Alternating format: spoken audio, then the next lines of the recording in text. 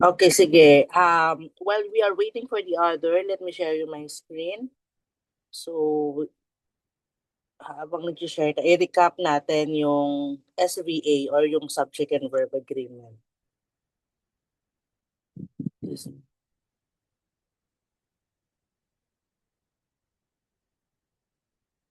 So,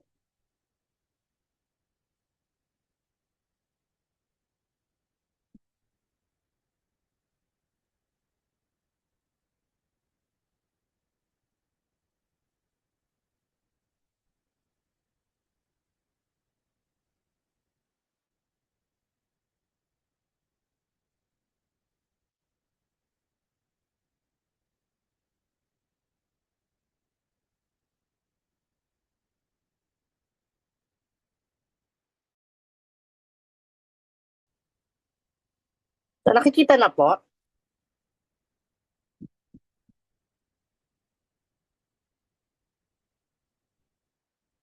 Wait lang.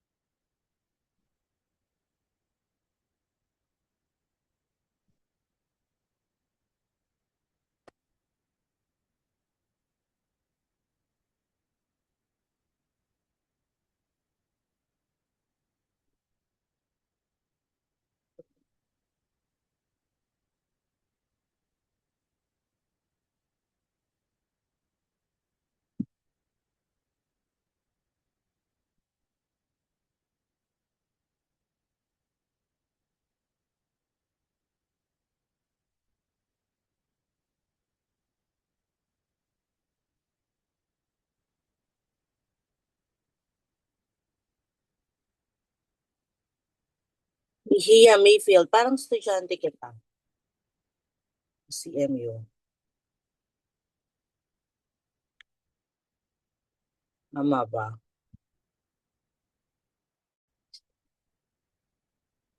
Ba't gano'n na mag-open?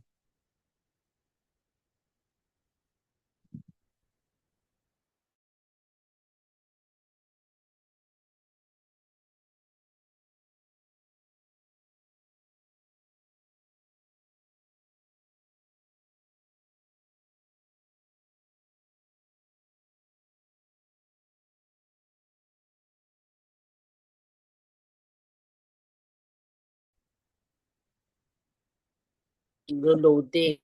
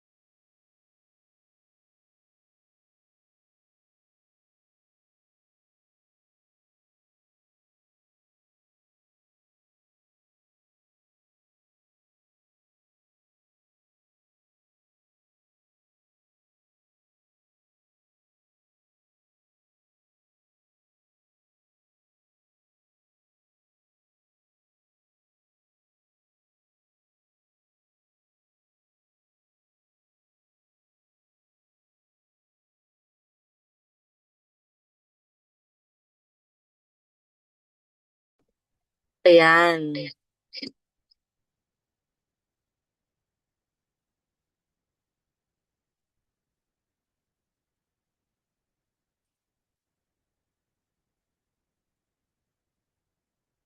Hello? Hello?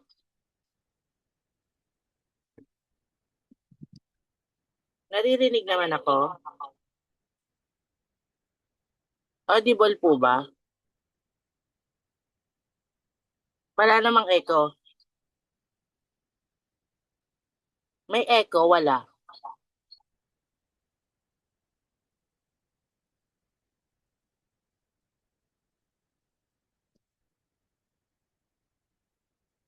Eto, naririnig ako. May echo po ba? Parang sa akin meron eh.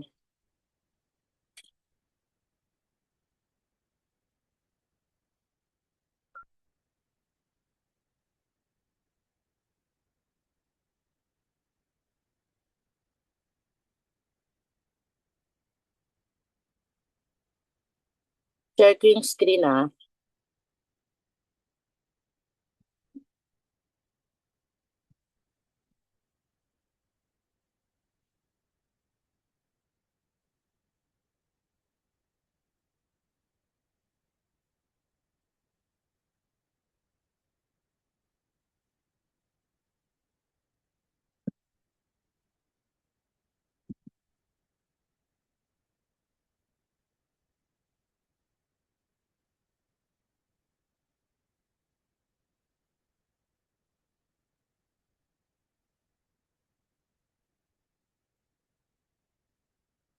Bakit ayaw ano, sir? Mag-share screen, Sir Borge. Ano? Share.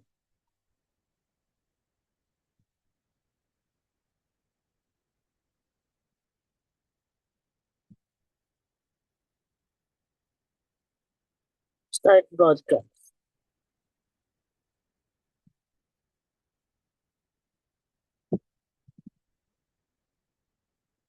Wait lang guys ha.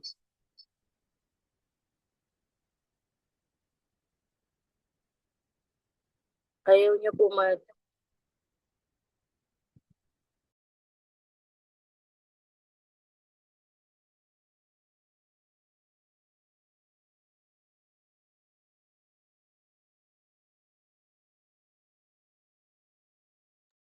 Wait lang guys ha. May technical difficulties lang.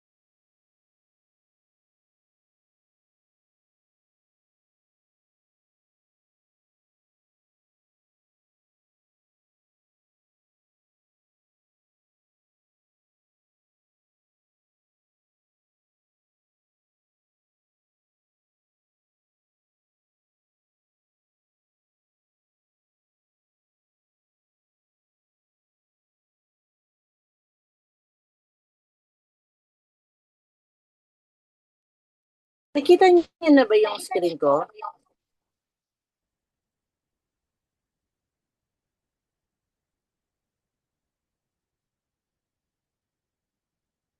Hello?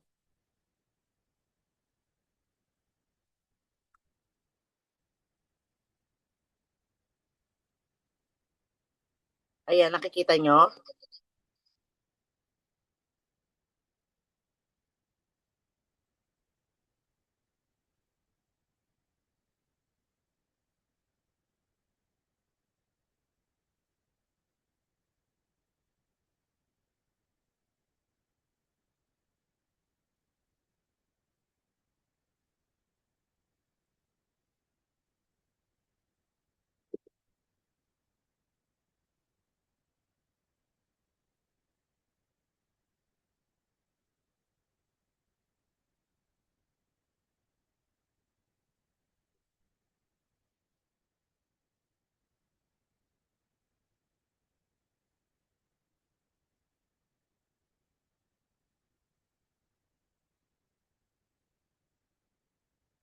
Ayan po, nakikita niyo na?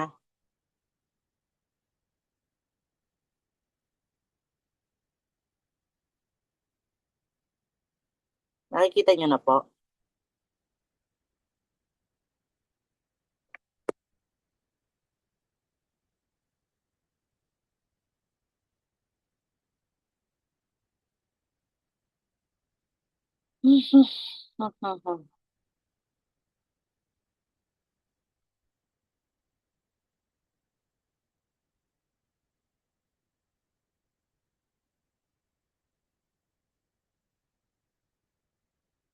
Ayan,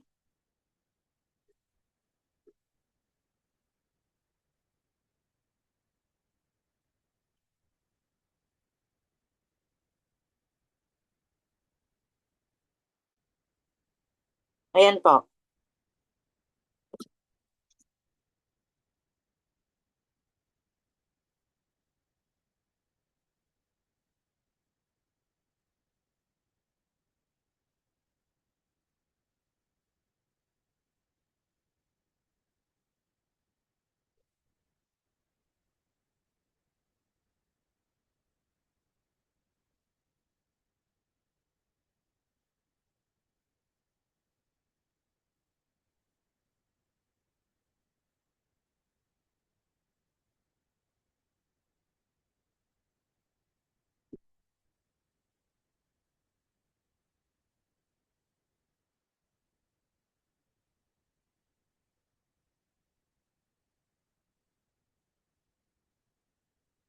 Okay.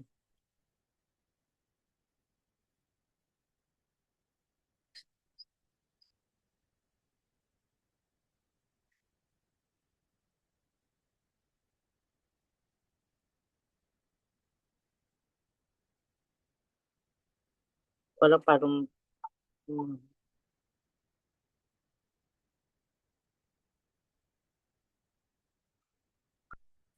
Okay, a quick review lang from last night. Okay, kasi 'di ba nag-start na tapos tayo dito sa subject and verb agreement. Okay? Review, maraming agreement. Okay, pag sinabi natin agreement sa rules, okay, bakit natin kailangang sundin yung rules na yan? Kasi yun yung um, sinabi ng mga first, ng mga native in English, o yung mga, ang language nila is, ang first language nila is English, okay? So yung agreement na yan, hindi yan nagbabago. Okay, agreement na yan or grammar rules na yan simula pa ng mga lolo't lolo nyo at lolo't lolo ng mga lolo't lolo nyo. Okay, hanggang ngayon. Okay, so ano ba yung mga agreement na yan na lumalabas sa exam? First is, subject of a sentence is composed of two or more nouns, tas connected siya ng end. Okay? Bigamit tayo ng plural verbs doon. So for example, si Lovely and her cousins are at the gym. Okay? Obviously, bakit? Kasi si Lovely at saka yung cousins niya, dalawa. So plural yun. Cousins pa. Hindi natin alam kung ilang cousins yung tinutukoy dyan. Kasi alam lang natin, plural siya because of the S. So, obviously, the verb should be in a plural form. Okay? Pero kapag ka-compound nouns siya, use singular verb. Diba? Sabi natin kagabi. So, ano ba yung compound nouns? Okay. Baka kasi akalain ninyo na ang bed and breakfast ay magkaiba. Hindi po, compound noun siya. At pag sinabi, compound noun siya, anong klaseng compound noun? Separated, 'di ba? 'Di ba may tatlong nahati pa sa tatlo yung compound nouns, isang combined, separated, at saka hyphenated. Si bread and breakfast, separated siya. Okay? Pero isa lang yung ibig sabihin niyan, isa lang. Bread and breakfast. Kaya siya singular, was, comfortable, and homey. Next, subject of a sentence is composed of two or more nouns or pronouns. Gagamit tayo ng singular verbs connected by or and nor or but. Okay? For example, pag sinabi natin neither, kagabi sabi ko, wala sa dalawa or wala sa kanila. Okay? Neither the book nor the pen is in the drawer. Kasi wala naman eh.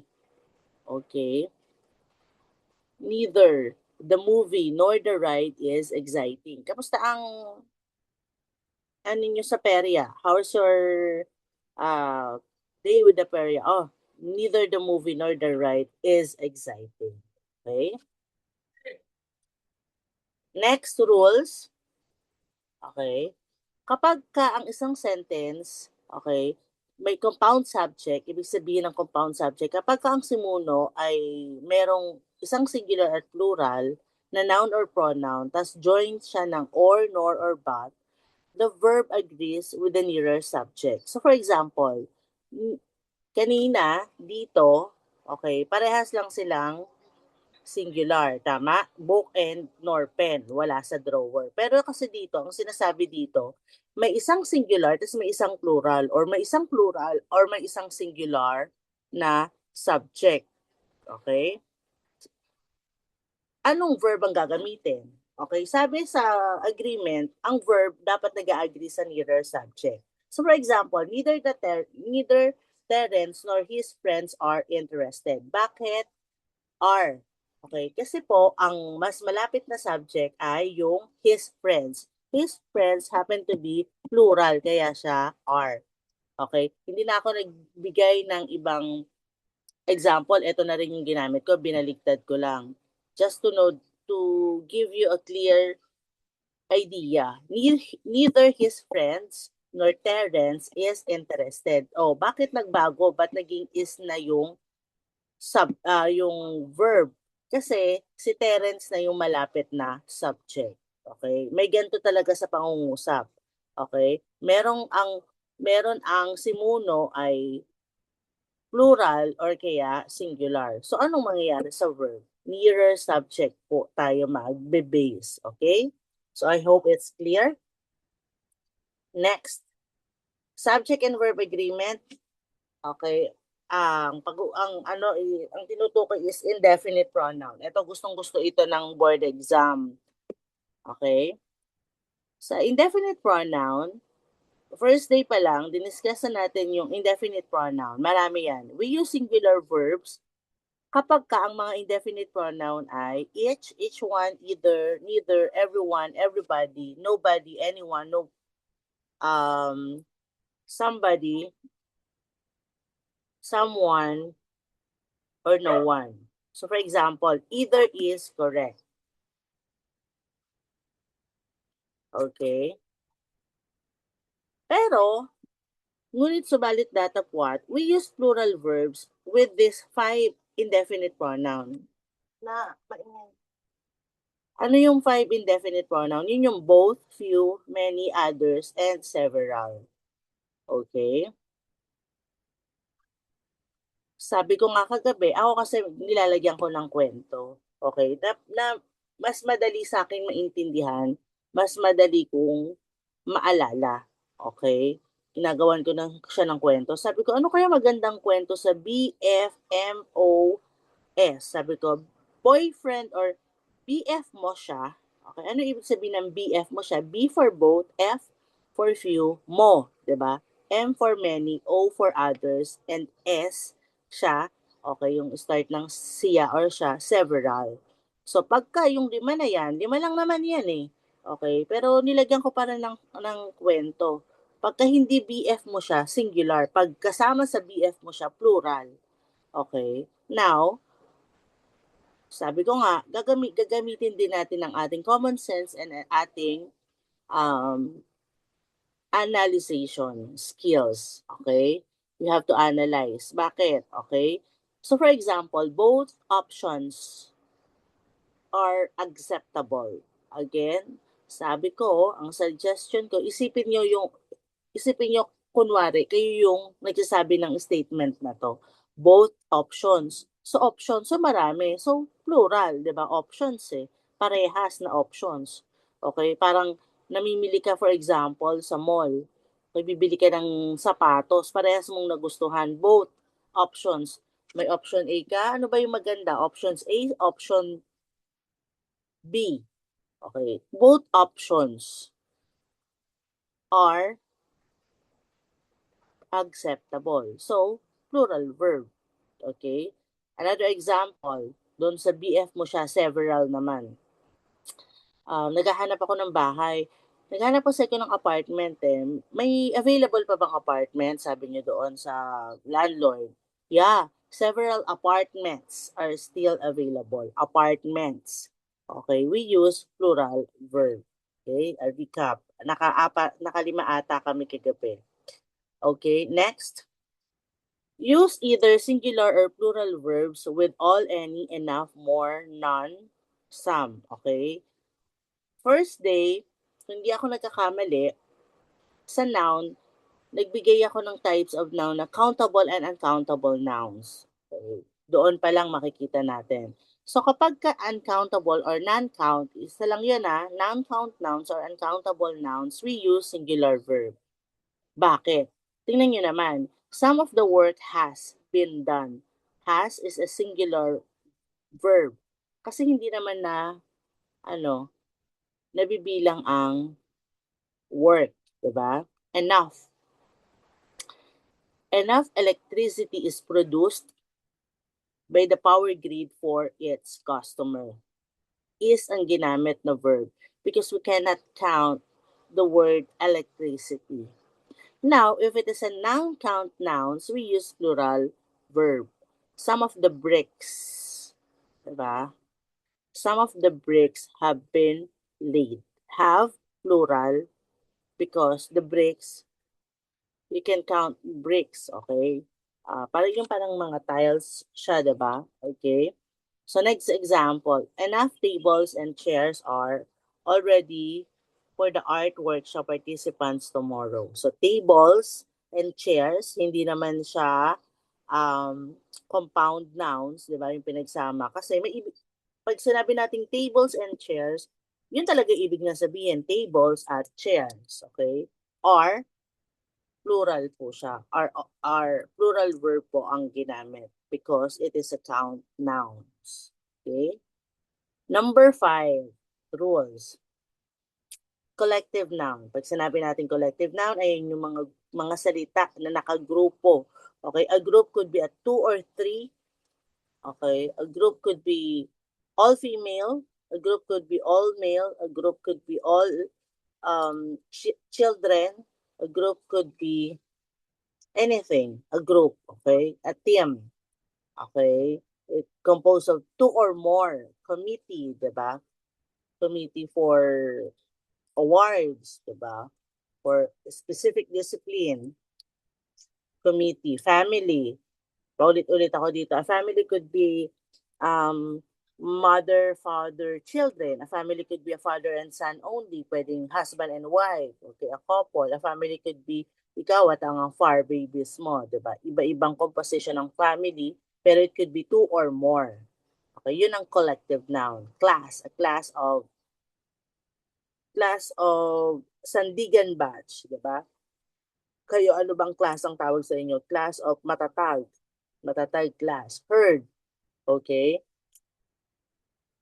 Ang rules po dito sa collective noun, you have to consider the thought that if it is used as a unit, use singular verb. As an individual members, use plural verb. How is that? Okay? How is that? Yung mga wala kagabi. For example, the family that prays together stays together. Nasaan ang subject dyan? Family. Okay, family is a collective noun. Tama? Where is the verb? Praise. Okay? So, since prays together and stays. Praise and stays ang verb. Okay, ang family ay dito, okay, singular. Kaya gumamit siya ng singular verb, which is may S yung verb. Okay, tsaka yung stays may S. Okay? Okay tayo doon. The newly wedded couple is living for their honeymoon. Okay, where is the subject? Okay, couple. Ano yung couple na yan? Bagong kasal.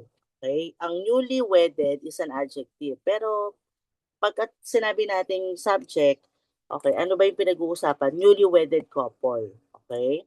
Now, since newly wedded couple and the verb is what? Singular. Okay, for their honeymoon. Pero bakit itong third sentence, the celebrity couple have parted ways, bakit plural siya? Kasi po sa collective noun, sabi natin, consider the thought if it is used as a unit, use singular verb. If it is individual members, use plural verbs. Ibig sabihin,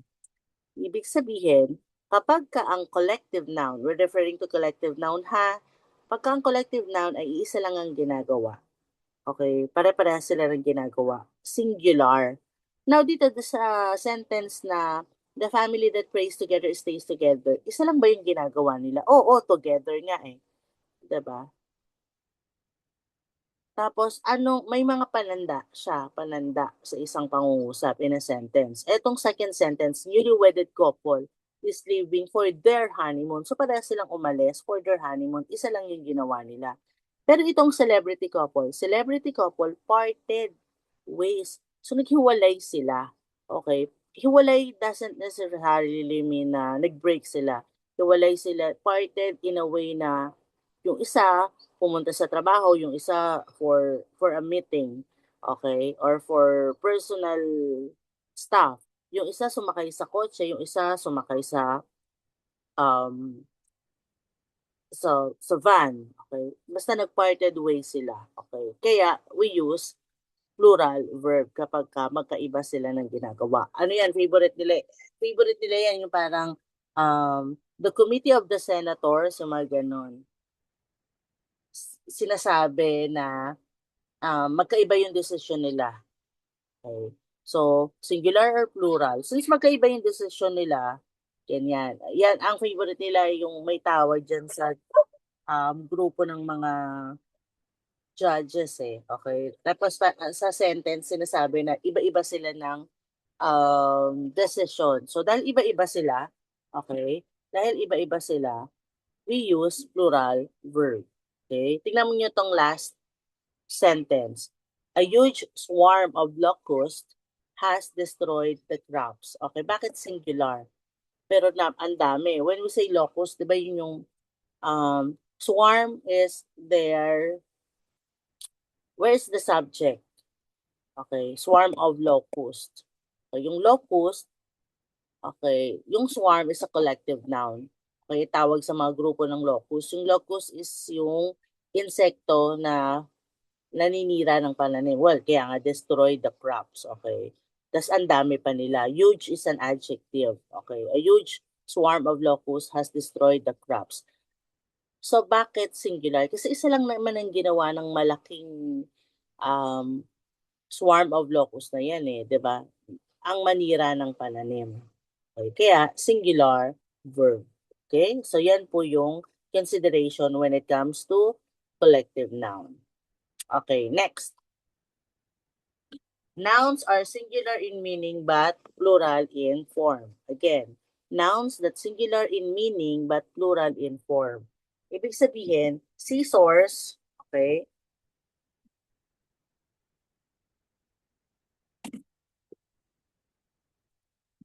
Isa lang yan.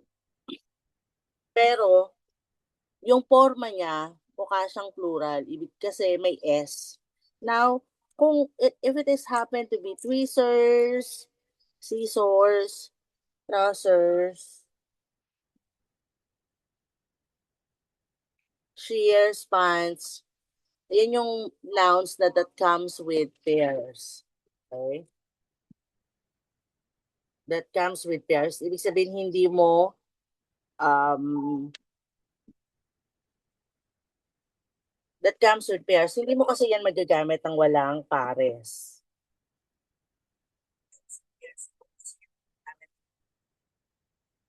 Okay. So for example, we with this one, we use plural verb. Kahit isa lang yung gunting diyan, are pa rin siya. Scissors are on the table. 'Di ba? Tweezers, hindi mo magagamit yan pag wala yung isang pang ano niya. Glasses, marami yan. Goggles, eyeglasses, um, shoes, socks, pajamas.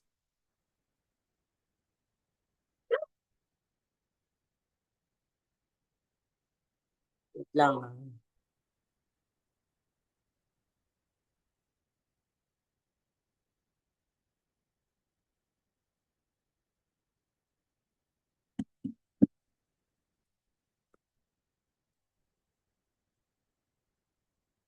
Plural verb siya. Ngayon, kailan natin ginagamit ang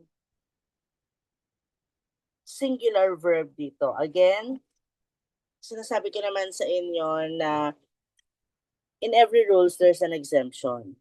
Okay. Automatic. Kapag ganito ang mga nouns na naka-plural in form, pero singular lang siyang in meaning, we use plural verbs. Okay? Di ba yung pants, yung pantalon nyo, pants. Okay? The pants are in the cabinet or in the closet. Are. Pero bakit ito? A pair of trousers. Trousers is pants din yan na malalaki. A pair of plaid trousers is in the closet. Bakit siya singular? Kasi, okay, ang pinag-uusapan na natin dyan is yung pares ng trousers. Trousers. Okay, pares. So, ilang pares na ba yung pinag-uusapan natin dito? Isa lang. Okay? Kaya, ginamit natin ay singular verb. Okay po? Yan.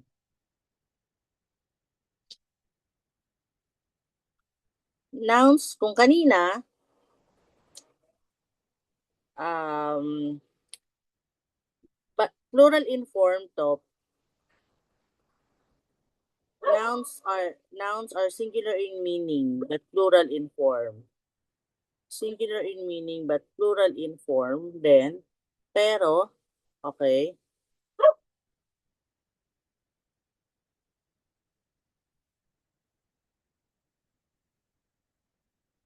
hindi naman siya comes with pairs, okay? Mathematics, 'di ba? Measles, mumps, physics, politics, okay? Pagka sinabi kasi nating mathematics, isa siyang branch of science that deals with the study of numbers, okay? So dahil isa siyang branch of science, so we use singular verb, 'di ba? Measles, okay? We are referring to hindi sa dami ng bulutong, 'di ba, na marami. We are referring to uri ng sakit. Okay? It so happen na marami lang siyang tumubo. Ganon kasi siya. Okay? Physics, ganon din. Physics, a branch of science din, 'di ba? Okay? So hindi mo naman pwede sabihin na mathematics is my favorite subject. Kasi ma'am, isa lang naman yung favorite subject ko. Alam ngayon namang yung words ang mag-adjust. Hindi, di ba? So, according to the rules, okay, nouns in singular in meaning but naka-plural in form pero not comes with pair tulad ng mga to, we use singular verbs. So, for example, politics is sometimes a dirty business. Okay? Number 8, delayed subject. Ito hindi na to masyado pero discuss ko pa din to. Okay, delayed subject or expletive constructions Look at the subject and reverse the sentence. Many questions are there. Okay, di ba sabi natin, there are many questions. Of course, if it is questions, are ang gagamitin. Now, it is a question lang, is ang gagamitin, singular. Okay, babalik ta rin, i-reverse nyo lang naman yung sentence. Here come the bride and the groom. Okay, the bride and the groom, ano siya? Diba? Bakit come? Bride and the groom, so plural. Okay? Next. Nauulit. 9. With words that indicate portion. So, ibig sabihin, if it is a fraction, if it is a percent, a part,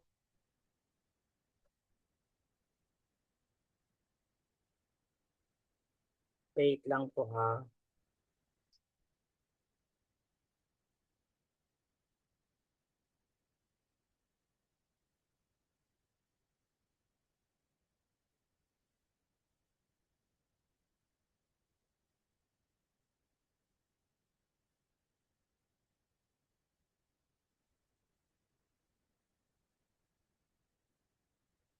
Okay lang po. Fraction, part, majority, sum, all, none. Okay, the remainder. So, ang i-consider mo dito is you have to look at the noun or the object of preposition, yung after ng of. Ano ba? After ng of. So, if the noun is singular, of course, we use singular verb. All of the pie, okay, may pie, for example. Lahat yun na wala. Okay, all of the pie is gone. If the noun is plural, of course, we use plural verbs. So, 50, ganito lang. Kaya nga sabi ko sa inyo, you have to imagine the sentence. Okay? So, books are missing. Bakit are siya? 50% of the books. Ano ba yung nawawala? Yung 50% ba? Okay? Oo, nawawala yung 50% ng alin? Ng mga libro. Okay? Kaya, plural verb. Kaya missing. So for example, meron kayong shelf or meron kayong cabinet. So sa cabinet nyo may sampung libro doon. Tapos 50% doon yung nawawala. O kung may sa 10 na yon at 50% ang nawawala, so 5 yung nawawala. Madami o isa? Madami. So 'di ba plural. So try to analyze nga yung mga situation na ganito. Okay? Ano ba nire-refer? Yung 50% ba? Ngayon, we are talking about 50% ng ano ba. Kaya sabi dito, we have to look at the object of the preposition after of. Okay? So, yun po. Yan. Madalas tong gamitin. Yan. Kanina, di ba, yung yung portion, yung sum, ito naman yung sum of money, yung periods of time or distances when considered as unit. Okay? Kapag kino-consider siya ng unit, para siyang collective noun, di ba? Yung collective noun, kapag isa yung ginagawa, kahit marami pa sila doon sa grupo, 5, 10 pa sila sa grupo, okay? Singular.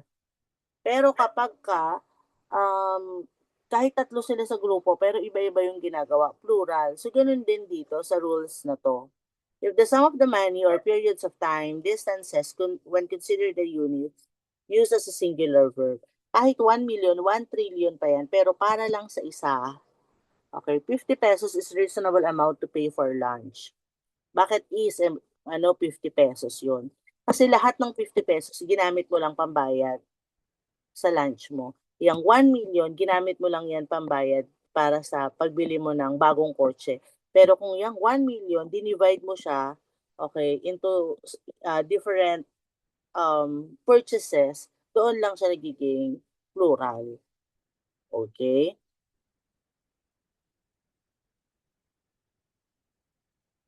Ayan, ito. Madalas to. For the expression ng the number, yung the number, use singular verb. For the expression, ha? And for the expression of a number, use plural verb. Take note of this one. Expression. For the expression of the number, The number of people we need to hire. Okay? Yung numero, we are pertaining sa numero. Di ba yung numero na yan? 1 to 1 billion. So, isang numero lang yan. Ibig sabihin is 24. So, 24. Hindi siya 24 na madami. Okay? Is 24. Ang numerong ng tao na kailangan natin ay 24. Is 24. Kaya siya singular dito. The number of people. Okay? Ang nagigets ba ako? We are not pertaining doon sa 24 as na manggagawa. Okay? Na construction worker, for example lang, or kung ilang engineer o ilang architect ang kakailanganin natin. 24, of course, madami yon. Pero, ang sinasabi ko sa dito, yung numero lang, okay, na 24. Okay? Next, for the expression of a number, use plural verb. A number of people, okay, have written about this subject. Okay, we use plural, have, sa a number of people for the expressions. Okay? Number 12, ito for the last 3 years, hindi na to lumabas. Either or neither followed by of requires a singular verb. Pero malay natin, di ba? So for example, either of the civil service top-notchers, wow, sana kayo NAPOLCOM top-notchers. Either of the civil service top-notchers is qualified to be a coach. Okay. So maraming top-notchers, 1 to 10. So, since gumamit ka nga ng either, di ba? Oh, either of the 10 civil service top-notcher, yung 10 top-notcher na yan. Okay, since hindi ka finite, okay, indefinite nga, ginamit mo is either. Parang kahit sino hindi naman kahit sino lang. Ibig sabihin, sa 10 top-notcher ng civil service exam, either of the civil service exam top-notchers is qualified to be a coach. Pwedeng magturo. Okay? So, anong ibig sabihin nun? The relative pronouns who, which, and that should have the same number as nouns referred to. Okay? So, yun po. Next. Ayan. Yung mga titles of the books, ng mga pelikula, okay, require a singular verb. Nagkataon lang na may S sila, parang si mathematics, okay? Si mathematics, physics, parang yun din yan. So, kung if it is a title of the book, for example, or movie, for example, Transformers, kasi 4 sila doon, di ba? Pero, hindi naman yun yung pinag-uusapan. Ang pinag-uusapan natin dito, yung title, ano ba yun? Yung pinanood natin, Transformers, happen to have S, kaya isa lang naman siya. Okay, isang title of movie lang naman siya, kaya singular verb. Okay po? The Beatles, okay, favorite yan ng mga lola ninyo. Okay, siguro kung old soul lang parent ninyo, yan, kilala pa nila. Okay, so, yung The Beatles, nagkaano lang na may S yung pangalan ng banda nila. Okay, is my favorite band. Ito hindi man na masyado. In the sentence constructions of forms, every, tapos blank and many blank, use singular verb. Every good boy does fine. Okay? Every good boy does fine. Hindi na rin to nalabas. Okay? Many a true word is spoken in jest. Maraming salita. Okay? Maraming totoong salita. Okay? Is. Yung many in a construction of forms na many a true word is spoken in jest. Maraming totoong salita. Marami. Okay? Yung marami na yan, referring to a true word. Marami. Okay? I cannot translate this in Filipino kasi mas confusing. Kasi nga iba ang expressions of language and grammar pag sa Filipino and English. Many a true word is spoken in jest. Okay? So, yun. So, done with the subject and verb agreement. Okay? Sa time check is 8:55. Ang gagawin ko, since nag-request kayo ng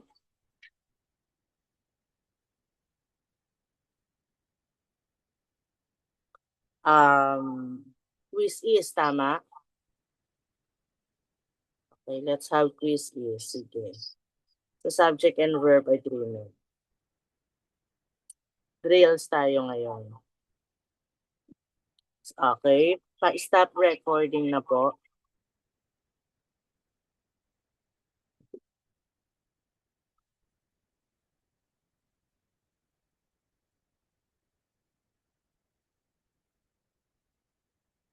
Mag-stop recording lang po ako kasi magko-quiz is kami.